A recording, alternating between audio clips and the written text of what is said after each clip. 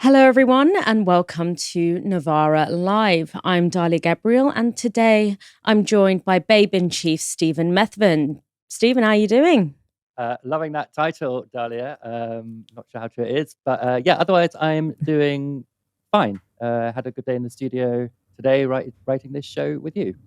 It's always a pleasure, my dear. Coming up tonight, Keir Starmer and Emmanuel Macron announced their one-in, one-out migration policy. Iran poses a growing physical threat to the UK, apparently. Francesca Albanese has been sanctioned by the US government. And did you know you could save £340,000 by buying instead of renting, according to a new report? Stay tuned for all of that and more. If you'd like to support our work, you can sign up at novaramedia.com/support. And as always, make sure to let us know your comments in the YouTube chat, or you can tweet at us on the hashtag #NovaraLive. Prime Minister Keir Starmer and French President Emmanuel Macron have announced a new deal addressing migrant channel crossings that is set to be piloted in the coming weeks.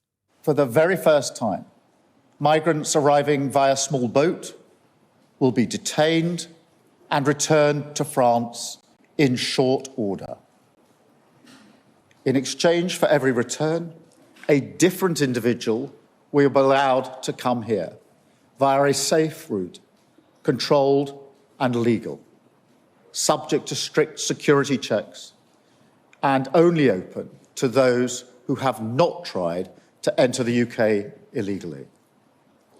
This will show others trying to make the same journey that it will be in vain, and that jobs they've been promised in the UK will no longer exist because of the nationwide crackdown we're delivering on illegal working, which is on a completely unprecedented scale.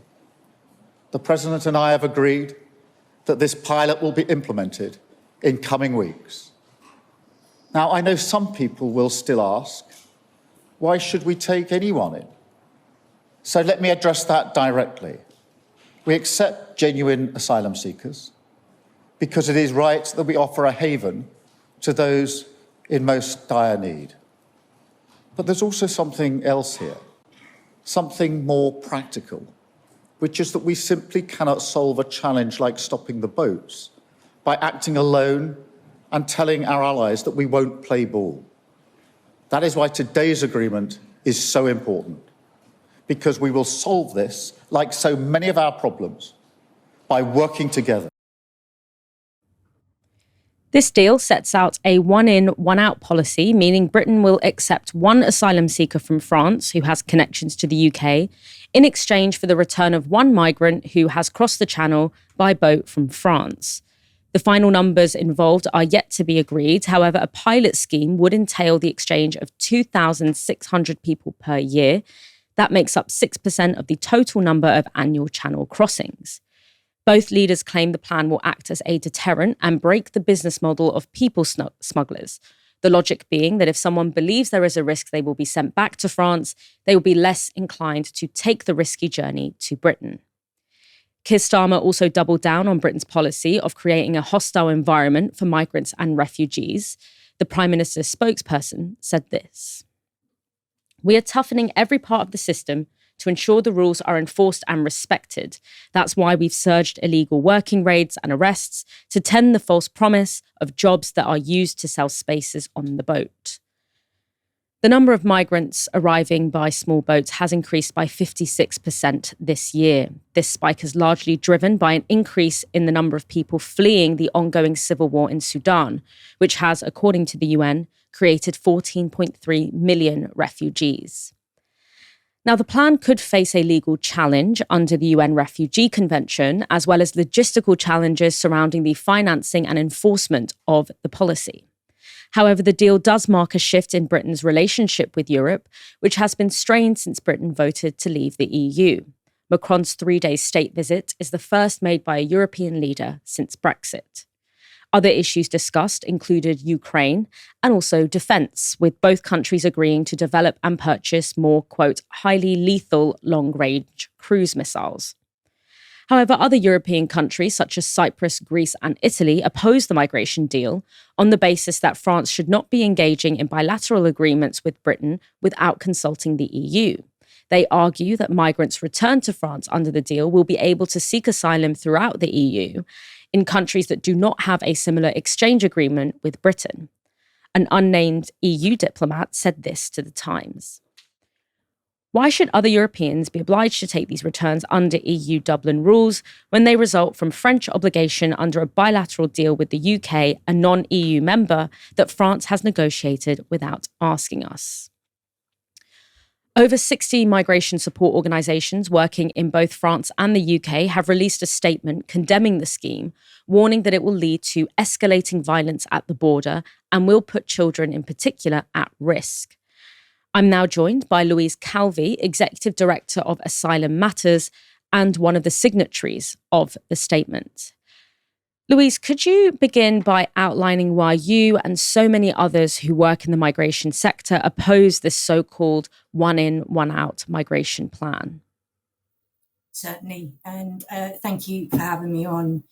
I think from our perspective, this is a continuation of tried and failed deals in human lives. What it doesn't do is address any of the violence happening at our border. You referenced the letter that has been signed by over 60 French and British NGOs. The origins of that letter was really seeing the French border guards draw their knives and stab boats with families in it last Friday. In the context of a 1,500% rise in children being killed at our border. 1,500% rise in children dying. That's UK tax money being spent on policies and actions 100% designed to kill people. Pushbacks are illegal in international law, pushbacks and pullbacks. And they're illegal precisely for that reason, because they kill people. And it's not just children. There was a 242% rise last year in fatalities across the board. More children died in the Channel last year than in the previous 4 years combined. And for the last 2 years, those children have been reporting to some of the French NGOs and the cross-border NGOs that they have had knives drawn on their boats, that they have had tear gas deployed on them. So what we're saying essentially with this announcement is for those humans that survive that ordeal, those humans that we know have links and ties to the UK because the government's own research says that, and the government today has tacitly admitted that the people in France have links and ties to the UK. We're saying that if you have links and ties to the UK that compel you to endure those awful journeys, we're still not going to give you a visa. We're just going to return you to France. And then what happens? What happens to people from that perspective? Those refugees weren't created in France. So what will France do with them? You referenced earlier in your report that presents huge problems for France in terms of broader EU migration pacts and the Dublin regulations. So are those people going to be returned to their home country?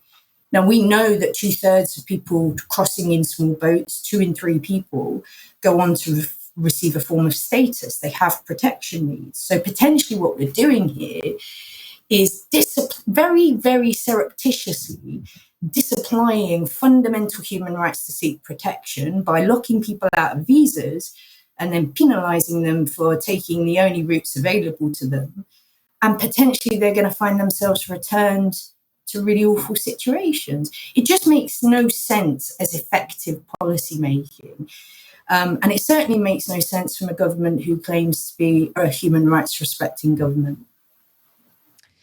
Yeah, I don't think many of us are still under that illusion that this is a human rights protecting government. This is yet another reason to not believe that. I mean, you've mentioned some of the legal challenges, and I'm going to ask you to kind of elaborate on that more. I mean, there's suggestions that this scheme could be potentially shot down in a similar way that the Rwanda scheme was shot down, the very brutal Rwanda scheme was shot down on the basis that it does contravene international law. Do you see that happening? And are there similarities between this and the Rwanda scheme? Because it's being very much portrayed as an alternative to the discredited Rwanda scheme. Certainly, yeah, I can absolutely see legal challenges, both that there's the element, the European dimension to this, and legal challenges that potentially France will face from within the EU. But there's also going to be, I would imagine, challenges from within the UK, as we saw through the Rwanda scheme. Fundamentally, you cannot prevent someone from claiming asylum. The Refugee Convention is very clear that you may use irregular means to enter a country in order to seek asylum. It enshrines that right. What we're seeing from government today is essentially them massively undermining that right. They're saying that people that migrate to our country irregularly will not have their asylum claim heard, presumably because they've said that they're going to be swiftly removed back to France. That in itself is a direct breach of the Refugee Convention, of which we are a signatory to, a founding signatory to. Yeah, and I mean, you talk about how you can't prevent someone from seeking asylum. There's also an argument to say that if someone is desperate enough to get into a small boat to cross the channel, taking a journey that they know many have died tragically taking, you also can't stop them moving. You can't stop migration, especially in the context of forced displacement. And as these plans were being announced, the BBC reported that literally on the same day, more than 200 people had arrived to the south coast of England by small boat. Now, Keir Starmer describes this initiative as a, quote, deterrent to break the business model of the gangs. Will this work? Where have we heard that before? A deterrent to break the business model of gangs. I'm sure that's straight from Rishi Sunak's media book. No, it won't work. What will happen is exactly what we saw when the Tories implemented the asylum ban, because essentially that's what they're doing. They are saying that if you migrate irregularly, you won't have your claim heard here and you'll be returned to France. The Rwanda plan from the Tories was pretty much the same. If you migrate here irregularly, you won't have your asylum claim heard and you'll be removed to Rwanda. That was the main difference. It essentially, if what happened certainly during around the time of the Rwandan arrests and as flights were planned to Rwanda, there is no doubt that asylum claims dropped. So the mainstream media narrative was, oh, it's working because small boat arrivals have dropped. No, asylum claims and detections of small boat arrivals dropped. If someone has links and ties in this country, if they have family in this country, loved ones here, business opportunities because they need to rebuild their lives, they will still come. They just won't present for asylum and they won't allow their boat to be detected. So actually, any policy that carries a ban from the asylum system, what it does is it massively increases risk to people because that boat's going to take more dangerous routes to avoid detection. And Macron today said in his speech that the organised people smugglers are using more and more desperate means. They're changing their methods. So we're likely to see more of that across the next few months with the implementation of this plan. More surreptitious means, necessarily that usually means more dangerous means. And then once people land in the UK, they won't walk to border force and claim asylum. They will go into the very, very dangerous corners of our country. They will go into trafficking, servitude, and exploitation. And we saw that with the last asylum ban under the Tory government. Yeah, I mean, when we're talking about kind of the politics of this, I mean, both Macron and Starmer appear to be trying to appease the rise of a far-right electoral threat in their respective countries. What are the kind of risks in this strategy, and what could a different approach look like? I think it's a question that I scream in my head almost hourly at the moment. I don't understand the parking personal politics, but just on an objective basis. I don't understand why any government would think that it could out-reform. If people have anti-migrant views, they will vote for reform. That's it. That you can't stand toe-to-toe with them on that. But I see it every day. Yesterday, I was at, a City of Sanctuary conference. I spent my day with thousands of volunteers that are volunteering within their community to create positions of sanctuary and welcome for people. We see that through the movement for not just migrant justice.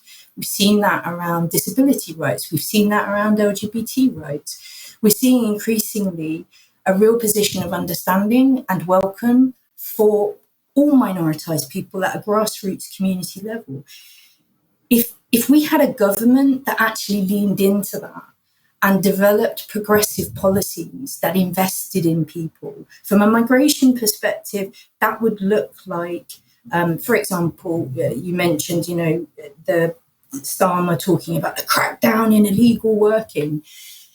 Instead of talking about crackdowns, let's talk about working rights. Let's give people in the asylum system the right to work, which all research shows would save us a fortune as taxpayers and give those individuals so much better outcomes to their experiences, rather than spending years waiting for a decision that will end up probably being a refusal, and then they'll have to go into the appeal backlog. Progressive policies that are rooted in people's needs to move, because we're living in a global society where there's increasing conflict, but there's also increasing poverty. Of course, poverty isn't a refugee convention threshold, but poverty is a real fact for people. And if you have children, it's natural human behaviour to want your children to have the very best in life and the best opportunities. We need a migration policy that's rooted in the current global context of high levels of conflict, high levels of persecution, high levels of climate change driving poverty. Let's have that conversation globally. No one's saying it has to be the UK alone. Have that conversation globally, manage safe, progressive pathways for people, and have effective social policies in play that enable people to thrive in new environments, to work, to educate themselves, educate their children, and let's have homes for everyone. If you look at any community, most minoritized people within those communities are facing the same challenges. And what government are doing is picking off people one by one and playing them against each other. Whereas I think that actually there's a significant voting base there that knows better, and that knows that all of these policies of cruelty cost us a fortune. We would be far better and wealthier for investing in people progressively. Yeah, I mean, there's two things there. I think when you talk about you can't out-reform reform, I mean, my opinion really is that I think there is a section of British society that are single issue voters. I think it's very similar to the abortion debate in the US, where there is a segment of the voting population that perhaps immigration is like the one issue that they vote about. They can't, it is, central to their political identity. And perhaps those groups are not quite as movable. They're single issue voters, and they're always just going to go for the people who are the most draconian on immigration. Those are your reform voters. I also think there's a good chunk of people that's much bigger than that, who are people who, maybe if you polled them, they might have anti-migrant views, but they can be persuaded to prioritize other things. They can be persuaded, they're not so entrenched and obsessed with that position that for them it is the only thing that will make them vote one way or another. They can be movable on other issues, and they can be moved by a more positive overall vision. And one of those things is, you mentioned giving asylum seekers the right to work. I mean, a lot of the the classic anti-migrant refrain is migrants and refugees, they come in and they undercut our wages. And it's like, well, they'll undercut your wages if they are pushed into a shadow economy where they're paid off the books, they aren't able to be protected by the labor regulations, by the minimum wage regulations that the rest of us are protected by. So really, if you want to make sure that no one is being paid less than the minimum wage, meaning that you can't be undercut by someone whose labor is cheaper, the way you do that is you make all of our labor cost the same by including everyone in those labor protections. The way you worsen that problem is by pushing migrants into a criminalized shadow economy so that they are forced to work off the books and for lower wages. I mean, you also mentioned there poverty and how like the driving forces of forced displacement. I mean, I'm really struck by the fact that in the most recent batch of data, a lot of the spike in small boat crossings this year has been from Sudan, which is, a former British colony, currently in the throes of a civil war, much of which is, it's not a surprise that the countries that have been most impacted by European colonialism, both historically and in, recent history, are experiencing a lot of this political instability, political violence. Why is it so difficult to get politicians to seriously address the root causes of forced displacement rather than just treating this issue as one that begins and ends at the UK border? It's a really complex question. Personally, I think it's interlinked with what you said earlier around what sometimes we term that persuadable middle. I completely agree with you that there is a hardcore that are single issue voters that will always vote for the most anti-migrant party or movement. That's fine. That's your reform. Leave them there. But actually, I would suggest that the majority of people don't feel ideologically opposed to migration. But what we have at the moment within our mainstream media and our mainstream politics is that every single opportunity we have got an anti-migrant myth or dog whistle appearing across the board. If you look at, Starmer's Island of Strangers speech, now his comments around Island of Strangers rightly caused outrage. But actually, when you look at the other things he said in that speech, he implied that people arriving in the UK don't want to integrate, that they don't want to learn the language, that, they want a life on benefits. There was a lot of anti-migrant and racist dog whistles in that speech. And we see that continually through Parliament and parliamentary discussions. We see that continually in mainstream media. That a lot of it has its roots in fascist theory, the Great Replacement theory, this, and this idea that, everyone crossing on small boats is of Muslim faith, and then we'll use that for a load of Islamophobic dog whistles and tropes.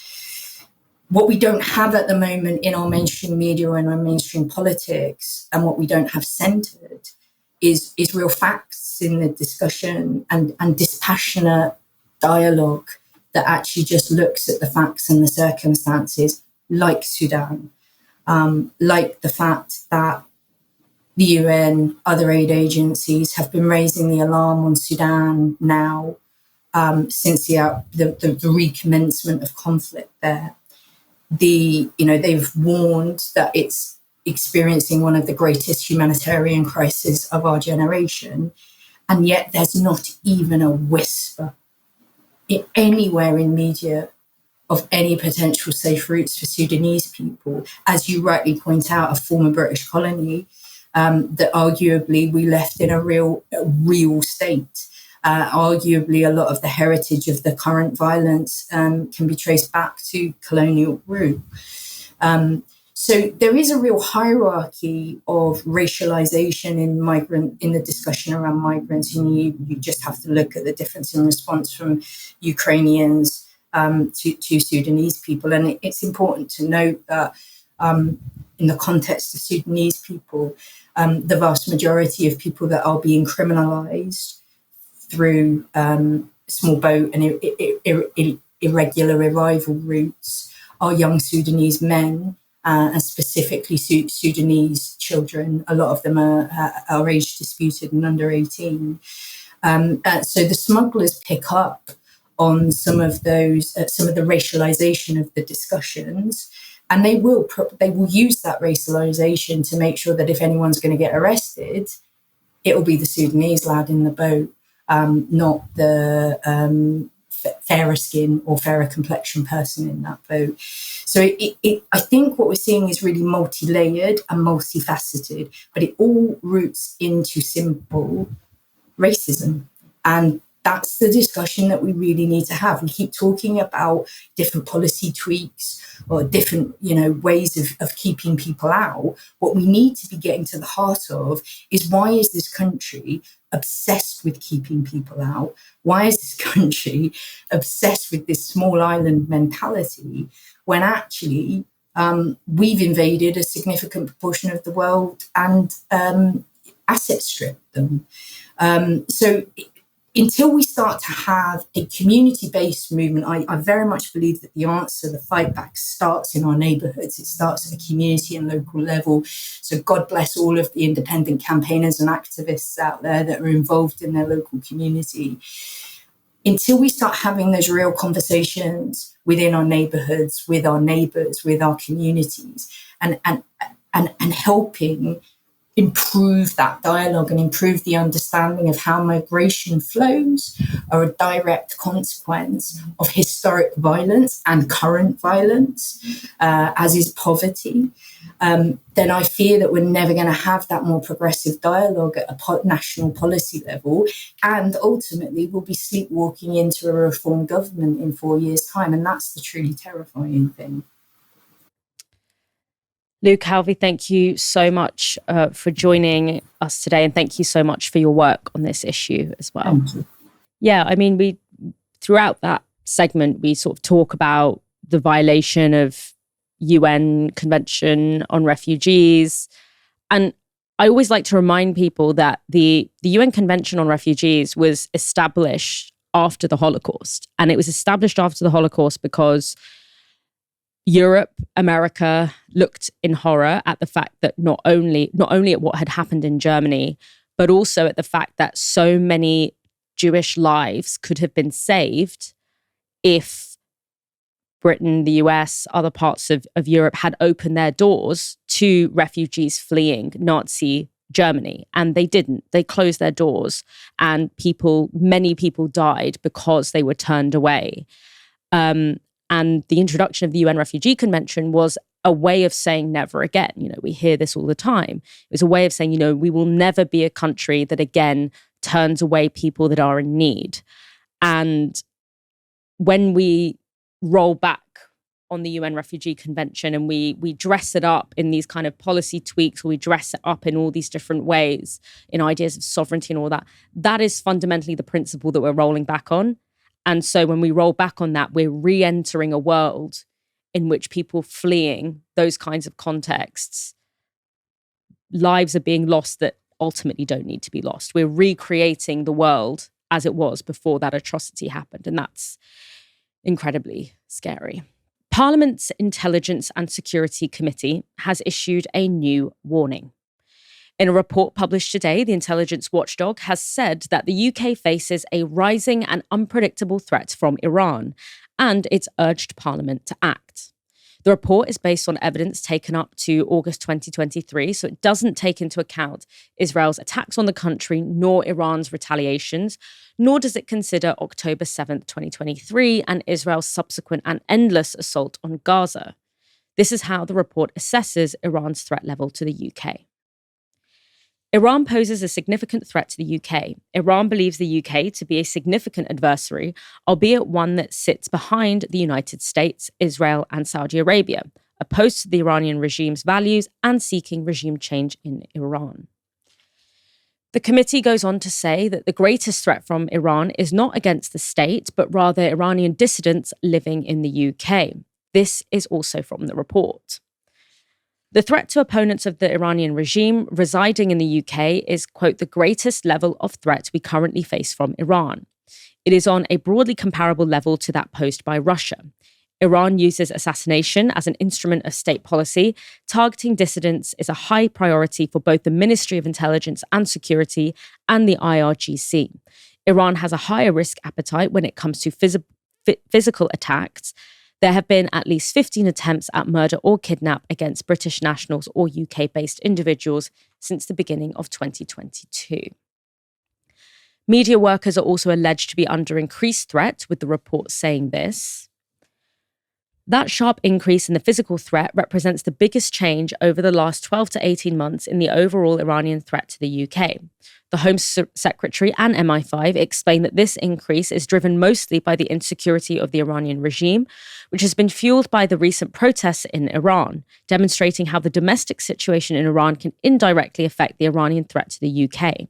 In particular, MI5 told the committee that it has seen persistent targeting of Iranian media organizations operating in the UK, primarily Iran International, BBC Persian, and Monoto TV, which are broadcast from the UK, are also prominent targets, as they are viewed by Iran as deeply undermining of the Iranian regime.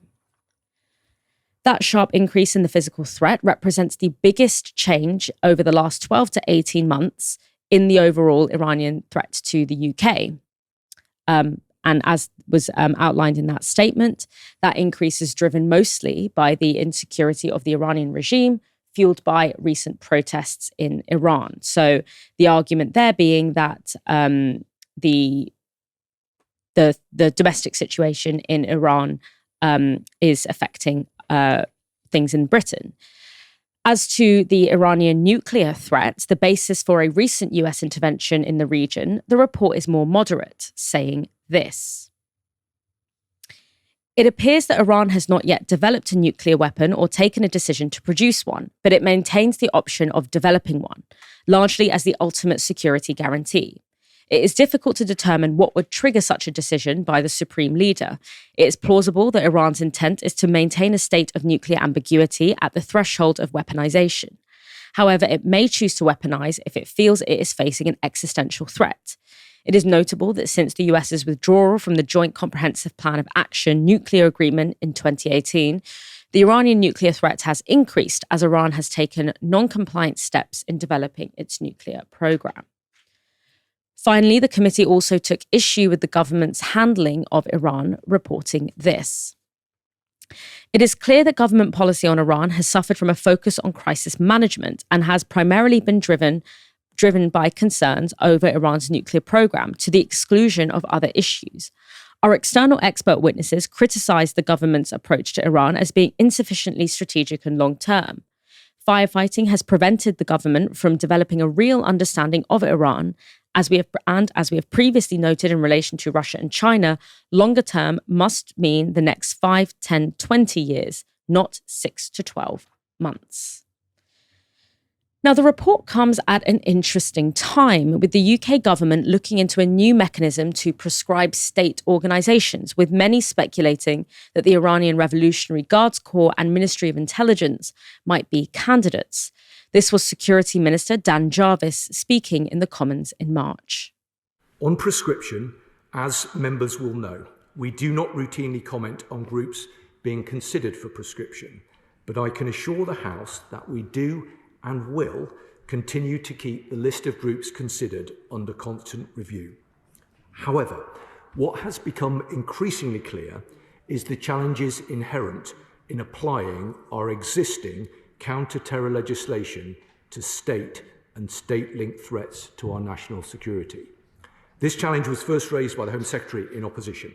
She warned of a lack of a comprehensive strategic approach for state threats to mirror that adopted on terrorism, and the specific difficulties in using a prescription mechanism designed for groups like Al-Qaeda on state bodies. Now, we are progressing work at pace to address this challenge. So I can announce today that Jonathan Hall KC has been asked to review the parts of our counter-terrorism framework which could be applied to modern-day state threats, such as those from Iran. At that same session, Jarvis announced that Iran, including the whole of the Iranian state, Iran's intelligence service, the Islamic Revolutionary Guards Corps, so the IRGC, and Ministry of Intelligence was being placed on the enhanced tier of the new Foreign Influence Registration Scheme. That means those who work for Iran to conduct activities in the UK must register that activity, whatever it is, or face 5 years in prison. Now, Iran has rejected the Intelligence Committee's findings wholesale, with the embassy in London saying this. The suggestion that Iran engages in or supports acts of physical violence, espionage, or cyber aggression on British soil or against British interests abroad is wholly rejected. Such accusations are not only defamatory, but also dangerous, fueling unnecessary tensions and undermining diplomatic norms. On Sky News, security and defence analyst Michael Clark was asked what he made of that denial. They reject it wholly. Yeah, they do. Anything we can read into the sort of the way that they choose to reject some of it? Not really. I mean, the Iranians always assume that Britain's behind lots of things. There's a lot of history behind that because, Britain controlled Iran from the First World War onwards, but before that, and then engineered a coup in Iran in 1953. Mossadegh became an elected prime minister. He seemed like a radical. He seemed as if he was controlled from Moscow. It wasn't really true. But he nationalised the Anglo-Persian Petroleum Company, which became BP. Yep. And MI6 and the CIA engineered a coup against him. They removed him and put the Shah, Pahlavi, in place. And the Shah was in place, and they've never forgotten this, the Shah was in place till 1979, and the Iranian Revolution starts in 1979, and Khomeini, they've never forgiven us. And they assume that we are always with the Americans, we're always trying to undermine them. And that's not been true for many years. But it was true in the 1950s. I mean, that was a shameful episode in intelligence activities, and undoubtedly it was the case. I think that might be the first time I've ever seen a mainstream reporter even mention Mossadegh in the entire context of, why the Iranian political situation might look like what it does today. I mean, Stephen, what do you make of this fact that, this escalation is very much seems to be driving all of the things that this escalation is meant to be preventing, which is increased hostility between Iran and the West? Yeah, I mean, I think what I found so interesting about Michael Clark's contribution there is he makes it sound as though this period of sort of British pressure on Iran is ancient history. Throughout that report that you were reading from, Iran is referred to as insecure and therefore unpredictable. And you've got to wonder, there's never asked, why is Iran so insecure? And just a brief look at recent history will explain it to you. So, in the late 90s, we normalized relations with Iran. We had pretty good relations with Iran. In 2001, the then Foreign Secretary Jack Straw went to Tehran, the first high-level British politician to do so since the revolution. In 2004, Prince Charles went to Iran after an earthquake. And then what happens is in 2011, Britain suddenly imposes crippling sanctions on the country over the alleged nuclear threat. And why does it do that? Well, because it's a sort of way of pushing Iran into obedience, into subservience to the West's desires, the West's needs. Obama's nuclear deal is at that point sort of on the table. And in 2015, Iran signs that deal and complies. Puts itself under the control of the International Atomic Energy Agency, who said, it complied entirely up till 2018. Why does it stop complying in 2018? It stops complying because Donald Trump, unilaterally withdraws the US from that deal and then imposes further sanctions on Iran. Now, if you're Iran, that instability, that kind of hot and cold sort of relationship that you have with the West is bound to initiate insecurity, to create insecurity. Nothing is ever stable. Nothing is ever trustworthy. I mean, you sign this deal in agreement with 5 other nations to go under the IAEA, and 3 years later it just gets pulled away from you with no real reasons given. That's not the basis for diplomacy or a trusting international relationship. And Iran also only has to look at the region to see what we have done in the region, whether it's Iraq or Afghanistan's regime change or occupation, we don't look that trustworthy, to be honest. And of course, Iran, the government is frightened of regime change. And, often when we think about regime change, what we think about is the kind of thing that lots of people thought was going to happen, and indeed might still be on the table, when when Israel started bombing Iran, and then the US got involved in the bombing of the nuclear sites. We're used to thinking of it as a kind of Iraq-style military offensive which brings down a government. But that's not the only way that regime change works. There are also soft ways of changing regimes. There are also ways in which you can use sanctions to impoverish and starve a population so that they begin to turn against their government. You can also have agitators who agitate a population while they're starving and impoverished to turn against their government. And these are all things that Iran is really nervous about, and possibly has a right to be nervous about. And it is interesting that at this moment where, as you say, we're supposed to be de-escalating after the military intervention from Israel and the US, that we're suddenly talking about prescribing parts of the Iranian government. We've put the entire Iranian government onto this foreign influence list. And we've now issued a report which, to its credit, does say that the government's focus on the nuclear program in Iran is irrational, but nonetheless has heightened Britain's security concerns over Iran. All of these things are only likely to make Iran more insecure and therefore more unpredictable, just in the way that it sees us as pretty unpredictable too. Yeah, I think also just I always find that the flippancy with which, British commentators talk about like the scars of British intervention of, and European colonialism in the world. I mean, he said, because to give you context, I mean, when Britain was building its welfare state, Mossadegh was also trying to do something similar for his people. He was trying to also build a welfare state in his country. He was trying to give to the British, to the Iranian people, what the British state was doing for the British people. And the British state actively intervened on behalf of what is now BP to depose him and stop him from doing that because they believed they were entitled to that oil. And the way in which like that, and then that obviously sets off a series of events, the installing of the Shah, a dictator, he gets overthrown, replaced by another dictatorial regime. And it's the way in which like there's this kind of flippancy of like, oh, they're just being a bunch of petty betties. It's like in terms of like the absolutely like the series of events, the scale of damage that kind of intervention created, the robbery of a future for Iranian people that Brits felt they were entitled to have.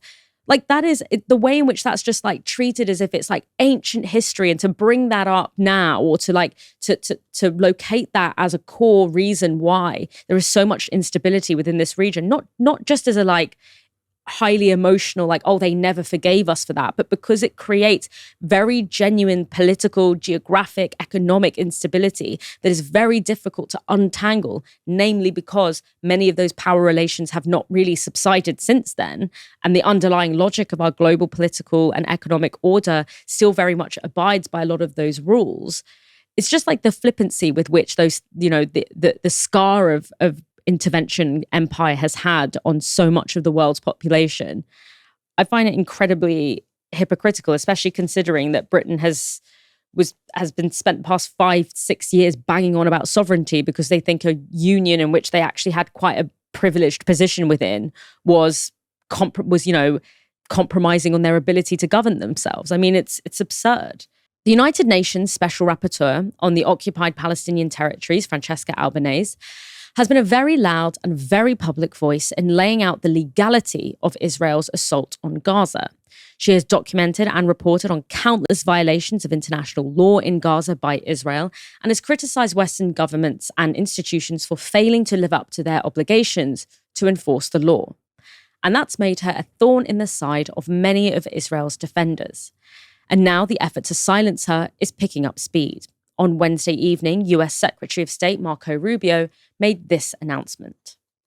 Today, I am imposing sanctions on UN Human Rights Council Special Rapporteur Francesca Albanese for her illegitimate and shameful efforts to prompt the International Criminal Court action against US and Israeli officials, companies, and executives. Albanese's campaign of political and economic warfare against the United States and Israel will no longer be tolerated. We will always stand by our partners in their right to self-defense. The United States will continue to take whatever action we deem necessary to respond to lawfare and protect our sovereignty and that of our allies. Apparently, just pointing out that something's breaking international law is now lawfare. That's very convenient. I mean, political and economic warfare against the United States is pretty hilarious when you consider that this is just one woman who has doesn't just have like this personal grudge against the US, but actually has like the weight of international legal institutions behind her. But when Marco Rubio is talking about political and economic warfare against the United States, what could he possibly be referring to? Probably this. Last week, Albanese published a report called From Economy of Occupation to Economy of Genocide. In it, she examines the international corporations and institutions that are profiting from Israel's genocide in Gaza. Many US businesses are listed amongst those profiting from the murder of tens of thousands of Palestinians in Gaza.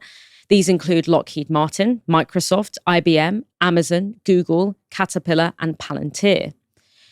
They also include British, Spanish, Danish, Korean, and Japanese businesses.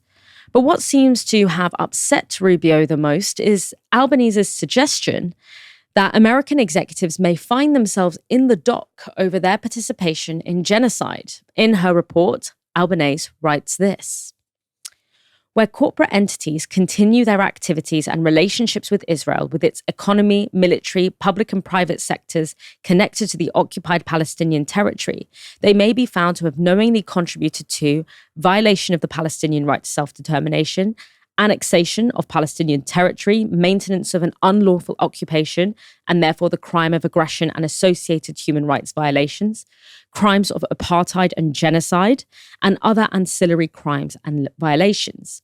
Both criminal and civil laws in various jurisdictions can be invoked to hold corporate entities or their executives accountable for violations of human rights and/or crimes against international law. Albanese also calls on the international community to ensure that corporate entities face legal consequences for their involvement in violations of international law, including via the International Criminal Court. And it's that seems to have tipped Rubio and US President Donald Trump over the edge. In the sanctions order, Rubio says this: Albanese has recently escalated this effort by writing threatening letters to dozens of entities worldwide, including major American companies across finance, technology, defense, energy, and hospitality, making extreme and unfounded accusations and recommending the ICC pursue investigations and prosecutions of these companies and their executives. We will not tolerate these campaigns of political and economic warfare, which threaten our national interests and sovereignty. The United States will continue to take whatever actions we deem necessary to respond to lawfare, to check and prevent illegitimate ICC overreach and abuse of power, and to protect our sovereignty and that of our allies. Neither the US nor Israel are party to the ICC, and the sanction of Albanese is made possible by one of Donald Trump's many, many executive orders issued in February this year. Executive Order 14203 was issued in response to ICC arrest warrants against Israeli Prime Minister Benjamin Netanyahu and former Defense Secretary Yoav Gallant. It authorizes the US government to sanction anyone who calls for the ICC to investigate American citizens. The sanctions against Albanese will likely mean a freeze on any assets she has in the US, as well as a ban on her or her family members traveling to the country. After Rubio published the sanction, Albanese posted this: just to be sure, on this day more than ever, I stand firmly and convincingly on the side of justice as I have always done. I come from a country with a tradition of illustrious legal scholars, talented lawyers, and courageous judges who have defended justice at great cost and often with their own life. I intend to honor that tradition. Also, it's called the Rome Statute for a reason, and I am proud of it. It's not just the Trump administration that's been upset by Albanese's report into genocide profiteers. The Washington Post, itself owned by Amazon founder Jeff Bezos, has reported that Google co-founder Sergey Brin called the UN transparently anti-Semitic after Albanese reported on their involvement in Israel's assault on Gaza. Writing on an internal Google forum, Brin said this to staff. With all due respect, throwing around the term genocide in relation to Gaza is deeply offensive to many Jewish people who have suffered actual genocides. I would also be careful citing transparently anti-Semitic organizations like the UN in relation to these issues. Google also appears to be selling ad space to the Israeli government, which is being used to discredit Albanese. A search for her name brings up this Israeli government-sponsored ad right at the top of the results page, linking to an Israeli government page listing accusations against Albanese over issues like anti-Semitism, political violence, and refusing to agree with Israel over what groups are or aren't terrorists. Albanese is not wrong to point out the money being made from genocide, and a new report from the left-wing Israeli magazine Plus 972 makes clear that Chinese companies are in on it too. 972 reports that the Israeli military is weaponizing Chinese-made delivery drones to drop grenades on Palestinian civilians in an effort to police expulsion orders. According to 972, Israeli soldiers are mostly using Evo drones produced by a Chinese company, Autel. They're primarily intended for photography and cost around £2,500 on Amazon, but they're being upgraded with a military-issued attachment known internally as an iron ball. That allows a hand grenade to be fixed to the drone and then dropped with the push of a button to detonate on the ground. And according to 972, the Israeli military is using them to deliberately kill civilians and civilian Palestinians returning to their homes after evacuations as a warning to others not to do the same. Last week, footage was posted online by Palestinian journalist Younes Tarawi, appearing to show one of these drones in action. The drone footage is said to have been taken at the Netzarim corridor and Israeli construction now dividing the Gaza Strip in two. The operator takes aim at fleeing Palestinians and a grenade is dropped from the device, with the words "iron ball drop" appearing in Hebrew on the screen.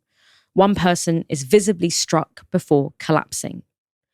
One soldier, named only as S, was involved in such drone strikes in Rafah earlier this year. He told 972 that in reports, all Palestinians killed by the strikes were listed as terrorists, even though they only encountered one body bearing a knife. S told N72 this. It was clear that they were trying to return to their homes. There's no question. None of them were armed, and nothing was ever found near their bodies. We never fired warning shots, not at any point. Now, the story gets even grimmer because the Palestinians were killed far from where the soldiers were positioned. S says their corpses weren't even collected. Rather, they were handled with shocking disrespect. You could see it on the drone footage. I couldn't bring myself to watch a dog eating a body, but others around me watched it. The dogs have learned to run toward areas where there's shooting or explosions. They understand it probably means there's a body there. Another soldier who served at Nusayrat refugee camp to 972 said this. There were many incidents of dropping grenades from drones. Were they aimed at armed militants? Definitely not. Once a commander defined an imaginary red line that no one is allowed to cross, anyone who does is marked for death. There was a boy who entered the off-limits zone. He didn't do anything. Other soldiers claimed to have seen him standing and talking to people. That's it. They dropped a grenade from the drone. In most cases, there was nothing you could tell yourself. There was no way to complete the sentence, "We killed them because." Stephen, it's very difficult to know what to say to that, but what do you say to that? Well, to those descriptions of the ever more inventive ways that Israel's military finds to kill, humiliate, and disrespect Palestinians, I can only say I've had enough of them and would happily never hear anything like that again. To the sanctions against Francesca Albanese, I mean, I think I have a bit more to say on that, which is that, well, to start with, for once, it looks like the US is following the UK because, of course, we have led the way in terms of lawfare against groups who are supportive of Palestine through things like prescription. And now Donald Trump has followed up via Marco Rubio with sanctions on one of the most singular voices in the world, speaking facts, communicating amazingly well the condition of Palestine and the depravity of the Israeli military in Gaza. So, it's very interesting that the sanction that Trump has imposed on Albanese comes from an executive order that he signed in February. And that executive order, if you look at it, is pretty extraordinary because it's not just about America. It's not just about saying the ICC can't pursue American citizens or anyone who tries to get the ICC involved is going to be sanctioned. It also says Israel and Israeli citizens. It's beyond belief, really, that the President of the United States has signed an executive order in which he takes on the power or gives the power to the state to pursue members of the international community who might, for instance, want to charge Israel with crimes in the ICC. And of course, as you said, this follows on from arrest warrants being issued to Benjamin Netanyahu and Yoav Gallant. But I don't think that that's what Trump's voters wanted him to be doing. I don't think they wanted him to be creating executive orders and possibly also a sanctions regime, which sanctions people. Not only, America is not a signatory to the international court, neither is Israel. So I can see, fine, you as an American are not part of this court, and so therefore you don't recognize it, and you don't want the UN ruling that it has jurisdiction over you anyway because one of your citizens has done something in a country that is a party to the court.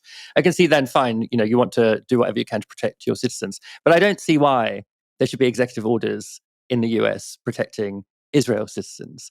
If they do something, which many of them are doing, in breach of international law. And it's very interesting to me that really what kicks this off is actually corporations, businesses, when executives are when the idea of profit is suddenly brought into question as potentially even criminal. My God, you made money from a genocide. Isn't that what capitalists do? No. International law, as Albanese very carefully points out in that report, has mechanisms for marking the complicity of profiteers in war crimes. And that's exactly what she does in that report. And she, of course, then calls for the tools of justice to operate in order to punish those who've made money out of killing so far nearly 60,000 people. Now, look, the ICC was never, ever going to issue arrest warrants for those executives. It took it long enough to issue arrest warrants for Netanyahu and for Yoav Gallant. And also, no country who are signatories to the Rome Convention were going to enforce it. Benjamin Netanyahu is in the US at the moment. He may have left now. He was there last night. And he just happily sailed through the airspace of plenty of signatories to the convention, plenty of members of the International Criminal Court. Not a single one of them did anything to prevent them moving through their territory. Sometimes it's disputed to what degree airspace is territory, but there was not a sound made about this wanted person wanted by the criminal court moving through that airspace. So despite Albanese's report, there was no real risk to any of these executives. So what is the point of the sanction then? Well, the point of the sanction, just like in some cases the point of prescription, is to create a cloud around the person that the sanction is applied to make it difficult for other people with whom Albanese engages to want to engage with her in case that cloud passes on to her as well, to make it hard for broadcasters to broadcast her because now she has been officially sanctioned by the US. So therefore, to quieten her message. And indeed, to make it difficult for the UN to continue to have her in her post as special rapporteur for the occupied Palestinian territories. That's the point of this kind of lawfare, both in the UK and in the US. It isn't really necessarily about the criminal law. It's not necessarily about prosecution in the case of prescription, or actually, ruining Francesca Albanese financially, or stopping her from coming to America. That's not what it's about. What it's about is creating a kind of silence around, in this case, the world's most eloquent non-Palestinian speaker for Palestinian rights, to create a silence around her that will just grow and grow and grow until she just isn't heard anymore. That's the point of this kind of lawfare. Yeah, I mean, it's a textbook definition of lawfare because it's purely there to delegitimize her. And I mean, one of the reasons why there is such opposition to the ICC case was because once you set in motion genocide proceedings like this, suddenly this question of legal complicity becomes a real problem for a lot of companies and governments, because suddenly it becomes like, the bread and butter of your company, or the immovable parts of your foreign policy suddenly become marked by this potential complicity within genocide, which that in itself doesn't necessarily trouble a lot of these people. But the idea that that might one day reach a court maybe does, even though for many of the reasons that you've outlined, it's unlikely that that will happen, at least in the near future. New research from a leading UK mortgage broker has revealed renters in England are missing out on nearly £340,000 in potential wealth creation when compared to homeowners. Put simply, if you rent for 30 years, you could be £340,000 worse off than someone who has owned a home for the same amount of time. This is how the Mortgage Advice Bureau, who conducted the research, came to the figures. While renting may feel safer and more flexible in the short term, the long-term financial trade-off can be significant. MAB's research shows that by year 2, homeowners start to save money versus renting, around £99, which, if, for example, they chose to invest in a FTSE 100 tracker fund, is boosted to £104, equating to 14 pence saved per day. As the gap between the cost of renting and owning a home rises, i.e. annual rent payments rise but mortgage payments remain fixed, by year 10, homeowners could save up to £12,157 compared to renters. If they opted to invest this amount, that sum could grow to £14,358, generating an additional gain of £2,202. By year 14, those invested savings could reach £39,539, enough to fully recoup a typical first-time buyer deposit. And so on and so forth until you get to year 30 and you have 300k in the bank. Now, the study was run by a mortgage broker who are, of course, trying to get more people to take out mortgages, which is fine. But to most normal people watching this, there's a glaring omission. If you go back to the statement, they mention that by year 14, mortgage holders can recoup 40 grand in savings, which is what they might have put down as a deposit. Now, of course, the problem here isn't that people don't know the advantages of buying as opposed to renting. In fact, the same study showed that 64% of all renters agree that buying a home is more financially secure in the long term. The problem is that most people don't have 40k to put down on a housing deposit. The people that do are either very, very high earners who are able to save money on top of renting temporarily, or those with family money. A report by estate agency Savills found that last year more than half of first-time buyers received financial help from their family, and an average of £55,500 was given in loans and gifts from parents. And of course, those able to put up larger deposits were given more favourable mortgage rates, saving them more money in the long term.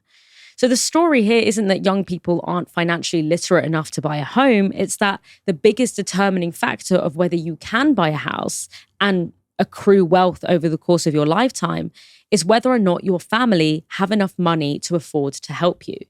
So the biggest determining factor of whether you will be able to accrue wealth, be stable, etc., is having a rich mum and dad. Yet what I find pretty unbelievable is that the deputy CEO of MAB, who commissioned this study, said this, which I found to be pretty insensitive. He said, Our research reveals that many renters are much closer to buying than they realise, despite the barriers they perceive. Now, I don't think that being unable to conjure up 40 grand out of nowhere for a deposit in this economy when you don't have family money is a perceived barrier. I think it's about as real as a barrier can get, especially when you consider that 47% of young people are unable or just about managing to make ends meet each month, and that 56% of young people in work experience financial precarity, and that the average energy bill, household energy bill, has doubled in the past 5 years, whilst real-term wages have remained stagnant for nearly 15 years. So in a world of unstable income, a skyrocketing cost of living, and low wages, where are young people supposed to get the money from? So to me, for young people today, the only truly honest advice you can give, the only advice that is actually backed up by the data, is that if you want to own a home one day, just have a rich family. And on that note, Stephen, it was a pleasure co-hosting with you today. I really enjoyed it as well, Dalia, and I'm going to be looking out for that rich family. It's never too late, right, to be adopted. Listen, if you can't be born to one, then marry into one. That's what my grandmother always said. And thanks everyone for tuning in. Make sure you come back tomorrow for another live stream from 6 p.m. For now, you've been watching Novara Media. Good night.